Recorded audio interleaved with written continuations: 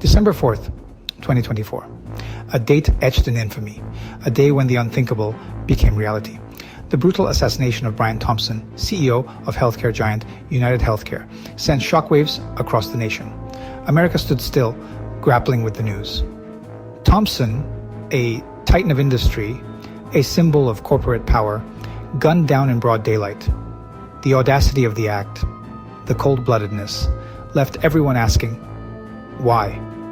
Was this a personal vendetta? A targeted hit? Or something more sinister? As investigators began piecing together the events of that fateful day, one name emerged from the shadows: Luigi Mangione. An unknown entity thrust into the spotlight. A nobody transformed into the nation's most wanted. The manhunt was swift, the pressure immense. And within days, Mangione was apprehended. His capture a spectacle broadcast across every news channel. America held its breath. Who was Luigi Mangione? And what drove him to commit such a heinous act? The opulent Manhattan Hilton, a symbol of wealth, power, and ambition. It was here, against the backdrop of luxury, that tragedy struck. Brian Thompson, fresh off a private jet, was making his way to an investor conference, his stride confident, his demeanor assured. He was at the pinnacle of his career, but fate, it seemed, had other plans. As Thompson exited his limousine, a lone figure emerged from the bustling crowd. 3 shots rang out, piercing the air, shattering the illusion of safety. Thompson crumpled to the ground, his lifeblood staining the pristine pavement. Chaos ensued. Screams pierced the air as bystanders fled in terror. The gunman, cool and collected, melted into the crowd, vanishing into the labyrinthine streets of Manhattan. The manhunt for Luigi Mangione was relentless. The FBI, working in tandem with local law enforcement, left no stone unturned. Mangione's face, plastered across every television screen and newspaper, became a symbol of fear and uncertainty. 5 agonizing days passed. Then, a break. A tip from an anonymous caller led authorities to a nondescript McDonald's in rural Pennsylvania. There, amidst the smell of fries and milkshakes, they found their man.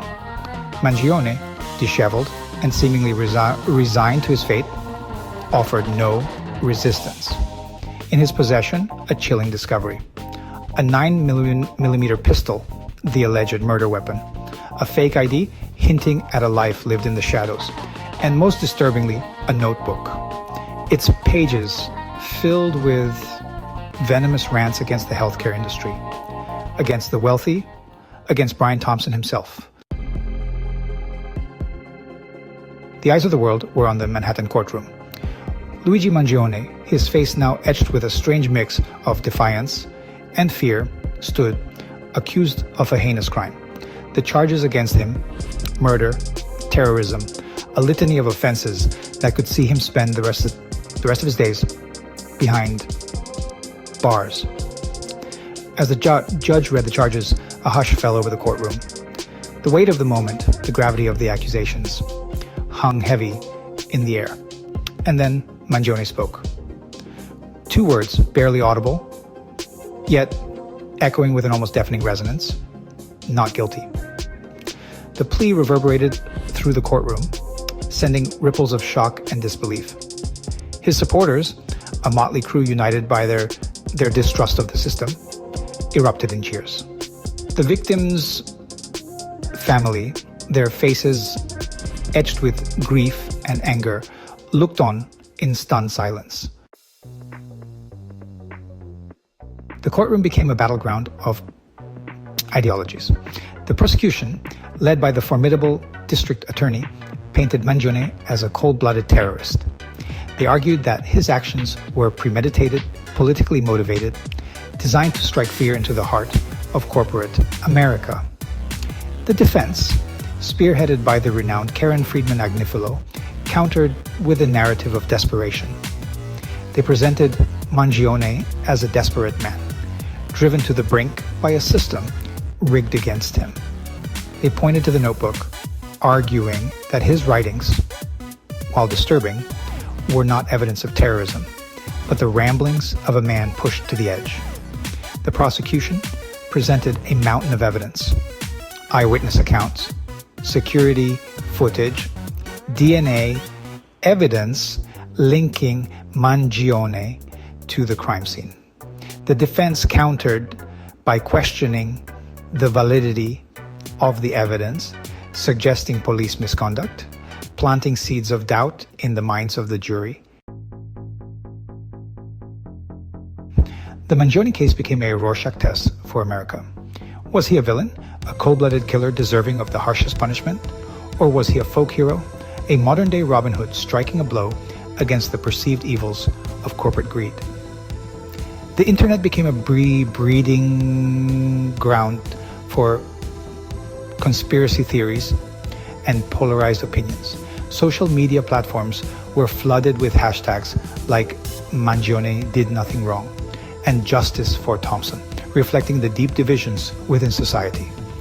Mangione's notebook, with its scathing indictments of the healthcare industry, resonated with many who felt left behind by the system. They saw echoes of their own struggles in his words, their own anger at a system they believed favored the wealthy and powerful. As the trial date approached, the anticipation was palpable. The prosecution, confident in their case, promised swift justice for Brian Thompson. The defense, undeterred, vowed to expose the truth, to show the world that Luigi Mangione was not a monster, but a victim of a broken system.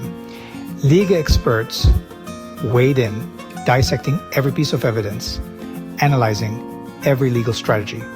The media, hungry for any scrap of information, provided round-the-clock coverage, fueling the public's insatiable appetite for the case. The stage was set for a legal showdown of epic proportions, a battle that would not only determine the fate of Luigi Mangione, but also hold a mirror to American society, forcing it to confront uncomfortable truths about healthcare, inequality, and the price of unchecked power.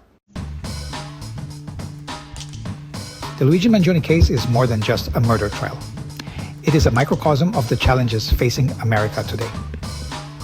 It lays bare the deep fissures within society, the growing chasm between the haves and have-nots, the erosion of trust in institutions, the simmering rage against a system perceived as rigged. It raises uncomfortable questions about the role of corporations in society, the influence of money on politics, the price of healthcare in a country where millions struggle to afford basic medical care. It forces us to confront our own biases, to ask ourselves whether justice is truly blind or whether it favors the powerful and connected. As the trial unfolds, the world watches, waiting for answers. But perhaps the most important questions are those we must ask ourselves. What kind of society do we want to live in? And are we willing to fight for a more just and equitable future for all? Leave your comments below. Don't forget to like and subscribe. Thanks for watching, and as always, stay curious and shine brightly.